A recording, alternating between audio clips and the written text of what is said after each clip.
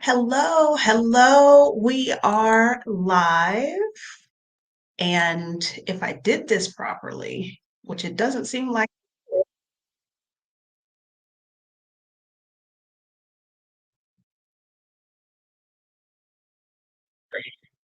doesn't seem like, I wonder if, hold on, y'all. Okay. All right. Uh, Tell me that you don't get an echo. Why would you get an echo? Because I discovered that the program that I used to go live also now allows me to go live on Instagram. And so I thought, why not do that today? Um, and then I could hear it echoing in the back. So maybe the people on IG are getting a show. I don't know. I don't know. I had to mute the tab that Instagram is open in so that I wouldn't get the echo. But it looks like there are people over there on Instagram. But I tell you what, in this main interface that I'm looking at, I do not see the comments from Instagram. So I don't know how this is going to work. But anyway, it is the 15th day of Vlogmas. Now, I can already see in the YouTube chat that there are some familiar faces here. So they already know that I have been going live every day at 2 p.m. Eastern on YouTube for Vlogmas, new video every day. Today is the first day I am attempting to go live on Instagram, and I assume that that's happening. I don't know. I don't know. But today is the 15th day of Vlogmas, and we're going to talk about traveling with your dog or with your pet. I see several folks in the comments talking about Mia. If you saw the thumbnail for the video, that was Miss Mia pictured there. She is a 14-year-old miniature schnauzer who at the moment is across the street at the groomer getting her hair did. So she will not, Miss Thing will not be making an appearance today. Sorry about that, y'all. But before we jump into this, just in case you are new here and you're wondering, who am I and what is all of this? My name is Adelia Aborishade. I am a financial educator, relocation specialist, retreat host. I do all kind of stuff. But what's really important is that here on my YouTube channel, I talk about uh, living abroad because I've done that for the last 7 years. I talk about travel, which I have done with and without little Miss Mia. And I talk about money because if you're going to live the life that you love, having some money to do that makes it so much easier. So if those are topics of interest to you, you might want to subscribe to the channel. I will be going live every day at 2 p.m. for another 10 days. Today's the 15th. Last day of Vlogmas is on December 25th. Okay, I was just looking down at my phone to see if I could see that I was live, but it doesn't look like it.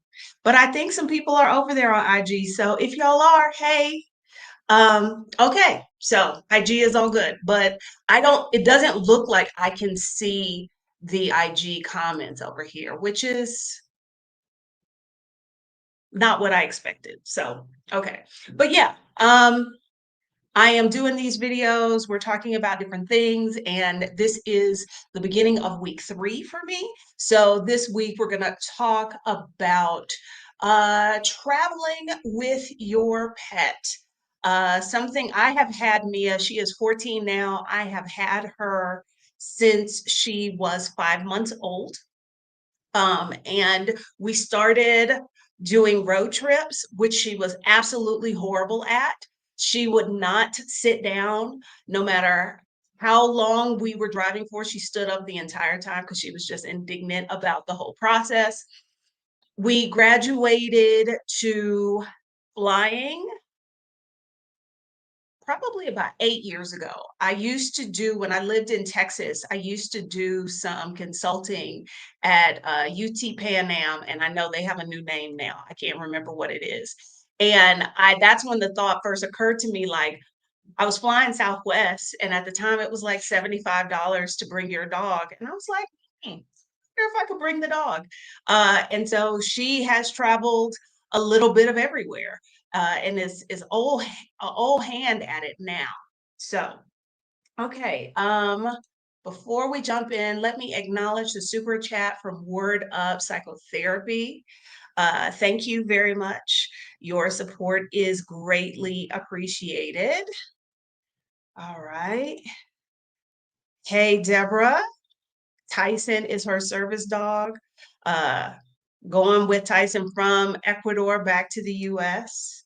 Okay, all right. And then I see some of y'all are in the chat and you're like, I don't have a pet. That's fine. That's fine. Um, here we've got Mind Your Business 82. I don't have a dog, but I've been thinking about getting one, and I've been digital nomading for a year. Okay. And if y'all have got specific questions, at least the folks on YouTube, drop them in the chat because I can see those questions. All right. So, um, when people find out that I travel with Mia, usually the first kind of question is like, "Oh my gosh, you can travel with your dog?" It's always funny at the airport when she's in the bag and her head is popping up and people will like hunt me down to be like, "So you could bring your dog on the plane? How does that work?" That sort of thing. So yes, um, can you bring your dog or your cat with you? Maybe. I happen to have a very small breed animal, so she can travel a lot of places in the plane with me. Um, because of her particular personality and attitude, she is not a dog who would do well in cargo. But if she were a larger dog, that would be the only way that she could travel with me by air, because of her peculiarities. And if you have ever met Mia, you know that she has a whole attitude unto herself, who she is. She cannot do cargo. So traveling with her means that I only travel with her when she can travel in the cabin with me, be it like on a bus or be it on a plane. Um, there are some countries where that's not really allowed, and so those are countries that she can't travel with me to. If you have a large dog, can you still travel with them? Yes, I think so, but it's gonna look different. And it also depends on how large your dog is, and it depends if you are comfortable with them. Let's say you're flying. Because if you're driving, that's pretty easy to travel with an animal. But if you are flying, how comfortable are you having your animal in cargo or as excess baggage? You may not feel good about that. And so then in that case, then you wouldn't travel with them. If you've got one of those, I cannot think of the correct word. It starts with a B, but basically it's the dogs with the smushed in face. Um, those dogs have breathing problems. They are not allowed in cargo. So like think of something like a bulldog. Those tend to be very big, heavy animals, typically too big to be in cabin, but airlines will not allow them. The vast majority of airlines will not allow them underneath because they could have health issues. Pugs are another one. There's some, I think, like Pekingese.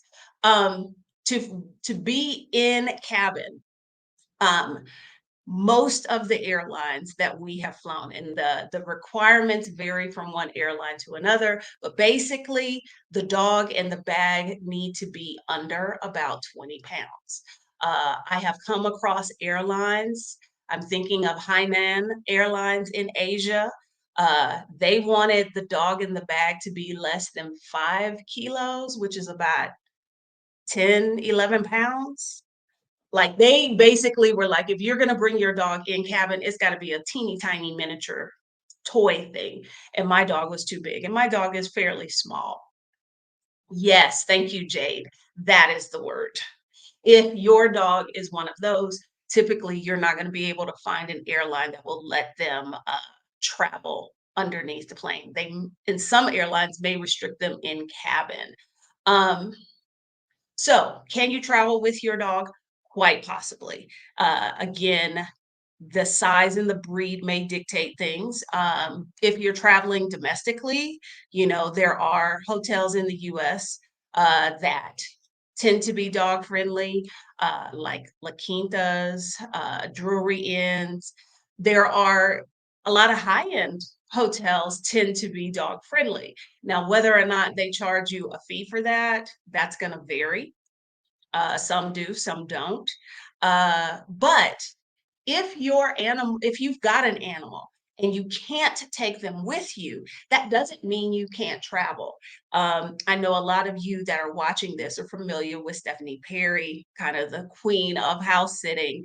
And that is an option that I use when I do not take Mia with me. I will have people come and stay at my house so that her routine is not disrupted, and I can still go and travel, or places that I am traveling for a really, really long time.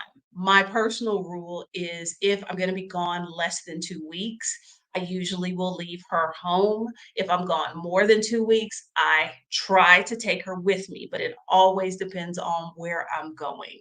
Um, let's see what else I have in my notes here. Um, so maybe you can take your animal with you. And I think a lot of this applies to whether you're moving abroad or whether you're just traveling. Um, there is cost involved. And so that's something to think about, because y'all know airlines are all about making as much money as they can. Even though my dog in her bag under the seat does not take up any extra room, I still have to pay for her to do that. Depending on the airline, I don't think I've paid more than $200 each way for her in cabin. I have paid less, particularly when I am not flying in the United States, like in Mexico. I think she flew from Mexico City to Guadalajara for about $50 US each way. So yeah, there's the cost involved with getting them on the plane.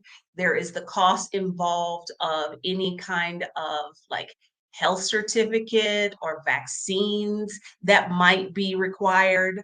Um, if you had, like, who was it that mentioned earlier that they don't have a dog yet, but they're thinking about it? Uh, if you don't even take them with you, if you are going to board your dog, that costs money. That's again where house sitting, using a platform like Trusted House Sitters, comes in, because you pay for your Trusted House Sitters membership, but you don't have to pay people to come and watch your dog. So there can be some costs. And I will tell y'all this, I still have never done the math because I did not want to realize how much money it cost me when I moved to China and I took Mia with me. The number of vaccines and specialized testing and pieces of paperwork I had to get that dog well, yeah, from Texas to China, it was in the thousands of dollars. Um, and so yeah, it's definitely, if you're going to travel with your animal, you need to figure that into your budget, because it is not going to be uh it's not something you can do like on a shoestring. What is the other thing I want to mention to y'all? Okay. We talked about house sitting. Okay, so the biggest, I think, impediment to traveling with your animal is that you need to know the requirements. And that's the tricky part. When I moved to Honduras, I took Mia with me. Uh, it was not easy to find what the entry requirements were for me to bring my dog to Honduras. A lot of countries, you can find their information about importing and exporting animals, but that's not really what you're doing when you're bringing a pet. And so the place that I tell everybody to start is the APHIS website by the U.S. Department of Agriculture. APHIS is APHIS. Um, the Animal and Plant Health Inspection Service of the U.S. Department of Agriculture. Now, the rules for the US are not the rules for the rest of the world. But what this website has done a good job of doing is gathering together all of the requirements. So that's where I start trying to figure things out. Trying to get to Honduras, I had to talk to people who had also taken their dog there, and still, it was like my best guess. I sort of over prepared, and when we landed, I was like, I don't know what they're going to ask me for. Hopefully, I've got all of the documentation they want. Um, so this is where I start. I start on APHIS, and then depending on the country, like European countries, Western European countries are pretty good about publishing that information. It's a little easier to find, but in countries that don't have the best bureaucracy or infrastructure, it can be a little bit more difficult. Um, and then that's not even to mention countries that require you to quarantine your animal. So you're thinking about moving abroad and you want to take your dogs with you or your cats. If you are moving to a place that is an island, you are probably going to have to put that animal in quarantine for a little bit before you can have it on the island. That is another potential cost because they are not going to quarantine your animal for free. You have to cover that cost. Um, and failing to do that might be the destruction of your animal. um, so that's something to think about, like where if you're wanting to travel with an animal, thinking about what are the places I want to go?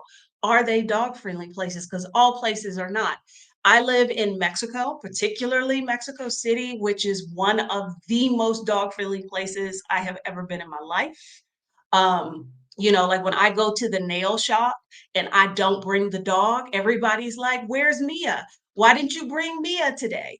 Um, but then there are countries like when I lived in Kuwait, one of the reasons she didn't come because of the amount of paperwork and me trying to figure it all out, I couldn't even locate a reliable source of dog food in that country. They tended to be cat people, not dog people. And so before I was going to bring her all the way over there, I was like, I got to figure out how I can feed the dog. Um, China, not the most dog friendly place. I think having pets is a more recent cultural thing.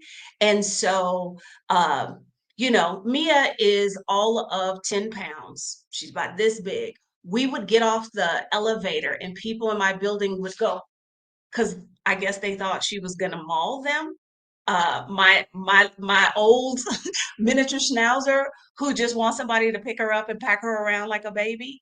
So, that's something else to think about too. Like the place that you're going, how receptive are they to pets? Because everybody ain't. Let's see. Was there anything else particularly I wanted to point out for y'all? Um, Mia has traveled. She's traveled to China, she's gone to Honduras, she's gone back and forth to the United States. She has traveled around the United States. She has traveled around Mexico. When I last time I went to Europe, when I last time I went to Italy, I was going to take her, but that was still in the midst of COVID requirements. Italy, very, very dog friendly place. I would have taken her, but trying to balance what are the requirements for the dog, what are the requirements for me, the human, it was too much for me. But in places like here in Mexico, if you want to travel with a dog on a bus, you got to put them underneath. I already told y'all my dog is not about that life. So I have used other services like blah blah car. But in places in Europe, it's very easy to travel with a dog on trains, on public transportation. That was not the case in China. And to get, when we left China, to get from the city I lived in to Shanghai to the airport so I could leave, I had to hire a private driver because they don't allow dogs on buses. They don't allow dogs in cabin on planes in most Asian countries. They don't allow them on trains, buses. It was basically you have to hire a moving company or you've got to get a private driver. So, all right. How do dogs really do on flights? Are and small dogs, can they sit with you in cabin? All dogs do not behave the same way. I am lucky. Mia is very chill. She sits in her bag, and as long as she can look up and she can see me in the seat, she's like, okay, I'm going, I'm taking a nap. Most of the time, the flight crew has no idea she's there unless they see me walk in with her. The people sitting around me generally don't know that there's a dog there until I get up to leave. However, I have been on flights where there were some dogs that did not travel as well.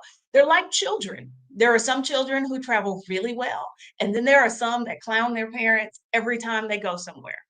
Um, I am fortunate. My dog knows how to act. Small dogs, can they sit with you in the cabin? No. They, for the vast majority of the airlines, they have to be in the bag and the bag has to be under the seat. Now, there are a few times like long transatlantic, transoceanic flights. I have taken her out of the bag and sat her on my lap and put her under a blanket. But I knew I was breaking the rule when I did that. I have tried to buy an extra ticket, like so she could sit in that seat. Because often what I'm paying for her to be in a bag underneath the seat is more than an extra ticket would cost. And I have been told, no, you're not allowed to buy a ticket for the dog. Um, okay. Now, there comes the question, I think somebody else asked it, how people are getting service support status so their pet can be allowed in the cabin. If anything, I am Mia's emotional support human. Oh, girl ain't offering me nothing. I'm doing all the work here. And I know a lot of people do that, but a lot of the airlines have done away with that because people abused it. So every time Mia has traveled, she has just traveled as a pet in cabin, and I have had to pay the appropriate fees. I have had to get the appropriate paperwork, all of that. Um, and because with those, if it's a service animal, there are not restrictions on size and all of that. And they, I guess, sit in the aisle or they sit at the feet of the person they belong to. With emotional support animals, a lot of people tried to go that route because they didn't want to pay the fees. Have Mia and you ever been denied entry onto a plane? Almost. The last time, last November, she was coming back from Houston with me. So we flew from Mexico to Houston. We were coming back. And I don't know where they got these people. It's like they have never worked a day in their life. And they're looking at like this manual, and whatever it said was that it was showing a dog in a kennel that would go under the plane. And in those kinds of situations, the dog has to be big enough to stand up and their head can't touch. Well, they were interpreting that for this dog I had in a bag. And they were like, but her head is touching it. And I'm like, but the bag is the size that meets y'all's requirements. She can turn around freely, but of course she can't stand up in the bag. And I pointed out how I've flown that same airline coming and it was fine. And so it was looking like they were not going to let us on the plane. They ultimately did. But it got a little iffy. We have also been delayed entry into a country. Coming into Mexico, one of the things I forgot when we came back to Mexico from China, I was so focused on getting us out of China, I didn't give a lot of thought to what the requirements were to get into Mexico. I needed to have proof that she had been treated for parasites, and I did not have that. And so they were like, "Well, we can't let you in," but they did give me the phone book so I could call a vet to come up to the airport to treat her for parasites, and then they let us in. Um, My concern with international pet travel is food. How do you manage their meals? Do you bring their food with them? Okay. During a flight, Mia does not eat. I stop liquids a little bit before because that's the other thing. She's very good about going to the restroom. But I don't feed her during a flight. The longest flight we've ever done was from Atlanta to Seoul. So what was that, like 12 hours? Um, and I gave her a little water on the flight because basically I see it as like if she was at home by herself, the same thing. So I don't feed her during flights. I stop food like the night before. I limit water. Um, but when I get to a new location, I bring food with her. But that is something that is important to research because not all countries will let you bring in dog food. Mexico is one of those. You can only bring in a 1 day supply of dog food. More than that, if they see it, they will throw it away. The last time when last February, took Mia to California with me, and I didn't want to bring the entire big bag of dog food. Well, the Customs and Border Patrol people were like, "We don't know the ingredients on this food, so we're going to throw it all away." So I had to buy her some new food when we got there. So I do try to travel with some internationally, particularly if I'm moving to a new country and I don't know what's going to be available for me there. Have you ever sedated Mia for a flight? No, I have no need to. Um, she is very, very chill. She knows if I put her travel bag on the floor, she's like, "Oh, we going somewhere." She hops in the bag and is like, "All right, let's go." So no, I don't have to sedate her. I've never had to do anything like that. Okay. Mia has flown Delta, United. She has flown Spirit. Her ticket costs more than my ticket and my daughter's ticket combined. She has flown Korean Air. She's flown Aero Mexico. I'm trying to think. Did she fly Volaris? Oh, this does go back to Jade's question of where we denied access to an airplane. I forgot about this. This was back in 2018. I was trying to go to Oaxaca from here, and I was flying Interjet, who no longer exists. So good for them. And they they would not let us on the plane because she exceeded their bag and dog weight requirement. And when I pointed out like the information I had, what it said, and then the information that they were using, what it said, and they would not let us get on the plane, and they would also not refund my money for the pet fee, even though she never went anywhere. So yeah. Ba, ba, ba, ba. Okay. Let's see if there were any other questions. Nah, Mia doesn't say anything on the plane. She is quiet as a mouse. Most people never know she's there until she gets up to stretch. And then, like when we're leaving off the plane, I'll open the top of the bag so she can pop her head out because she likes to see where we're going. But no, she's chill. All right. Any other questions y'all have about traveling with your animal? I will say that Africa and Asia are the most difficult because like I said, when am someplace multiple weeks, I try and take her with me. Um, I was planning a trip to South Africa. I want to take her. South Africa won't even let you, doesn't matter the dog's size, doesn't matter the airline. They will not allow you to bring a dog in cabin on the plane. The dog has to come in cargo, and I believe they have to go to quarantine. So that wasn't going to work. And in Asia, like I said, Asian airlines primarily do not allow dogs in cabin. And so when we were flying from the US to China and from China back, I needed it to be a foreign airline.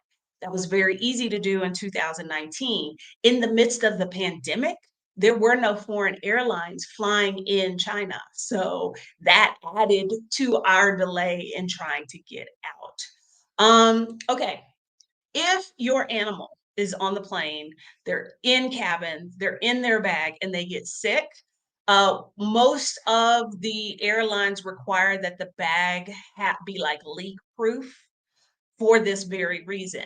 A lot of people will put like the little dog pee pads down in their dog's bag, and that way, if there is an accident or whatever, it's contained and they can throw it away. Um, we've we've never had any of those issues. It's almost like, "Oh, girl was born to travel." She does it very, very well. Okay, I think that's it. If you think of a question later, drop it in the chat. For the folks who are watching this on the replay, please feel free to drop your questions in the comments. And I will see y'all tomorrow for day 16 of Vlogmas.